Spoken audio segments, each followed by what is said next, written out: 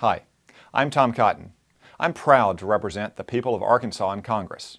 I'm a sixth-generation Arkansan myself, from Yell County, near Dardanelle. Arkansans are good, hard-working people, and they're tough. Around my parts, people sometimes say we have true grit. Arkansans, like most Americans, have had their grit tested over the last several years through a financial collapse, recession, and a stagnant, jobless recovery. Barack Obama's policies aren't solving these problems, they're causing the problem. President Obama's policies spend too much money. They've irresponsibly added trillions of dollars to our national debt. The debt slows economic growth today, and it places an immoral burden on our kids and grandkids. And the president's policies concentrate too much power in Washington. They give more control to bossy bureaucrats who want to run your lives while handing out special favors and privileges to the elite and well-connected. There's no better example of these failed policies than President Obama's namesake legislation, Obamacare. This law promised to make things better, to lower costs for consumers and improve the quality of care, all the while cutting health care spending and saving the federal government money. We now know the sad reality of Obamacare. Lose your insurance, lose your doctor, lose your job. President Obama promised you could keep your plan if you like it. That's not true. 5 million Americans face cancellations, and the president's own estimates predict that tens of millions more will lose their plan.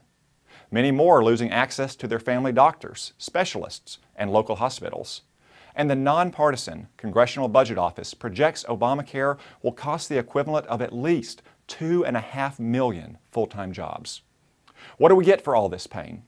Obamacare will add trillions in new spending at a time of record debt.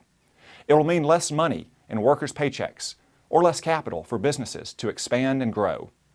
Less growth means less opportunity and more stress for families. And the Congressional Budget Office says we'll still have 31 million uninsured in 10 years, the same number President Obama used to sell the law in the first place. The impact of these policies is real, and I've met people across the state with stories that show how misguided Obamacare is. Elizabeth from Pulaski County, Arkansas, knows this all too well. Elizabeth gets insurance through her employer, but her monthly premiums have risen 85% because of Obamacare's new coverage mandates. She's now forced to pay for things she does not want and can't afford, simply because Washington politicians and bureaucrats think they know what's best for her and her family. What's worse, Obamacare isn't just raising her premium costs.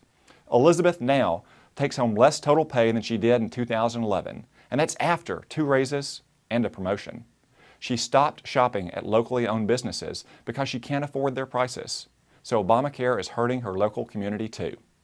For Elizabeth, and countless other Arkansans just like her, Obamacare is anything but an amazing success story.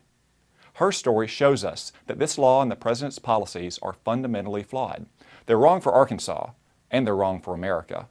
And as a result, too many Arkansans, like people across the country, are still out of work 5 years into President Obama's economic recovery. Republicans in Congress are committed to stopping the harms caused by the president's policies, repairing the damage, and getting America working again. We're advocating reforms that trust patients and their doctors, not Washington bureaucrats. And we're working to get spending under control. That's because we trust you to make the right decisions for you and your family. Thank you for listening, and have a great weekend.